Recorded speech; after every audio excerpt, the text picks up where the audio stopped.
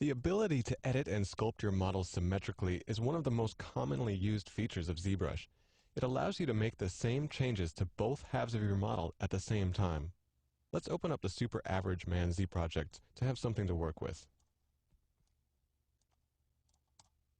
By default, symmetry is turned off. So let me make this brush a little bit smaller to make it easier to see.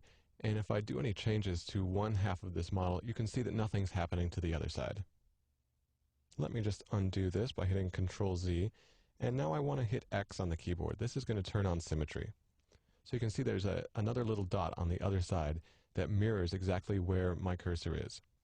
Any edits I make to the model are now duplicated on the other side. There's some options that we can set for symmetry up in the Transform menu. So you can see it's activated right here. You can also turn it on or off right here.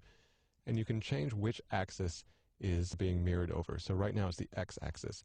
If I change this to Y, now you can see that the symmetry is happening vertically. Let's go back up into the Transform menu. And there's another type of symmetry they can use called radial symmetry. And what this does is it creates multiple points that rotate around one central axis. And I want to use this on a separate exercise file. So I'm just going to go up into Load Tool and open up the cake.ztl file. And let's just zoom out a little bit so we can see this more clearly.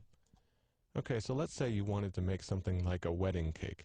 You could use radial symmetry to sculpt the same decorations around, so you don't have to do each of them individually. So up into Transform, we've got radial symmetry turned on.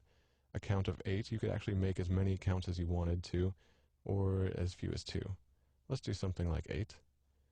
Alright, so now we see we've got all these dots that go around the object. And if you make any edits to it, you can see you get the same thing all the way around. Since most of the work I do in ZBrush is on characters, I use symmetry all the time. It sure beats having to do the same sculpting twice like you would have to with real clay.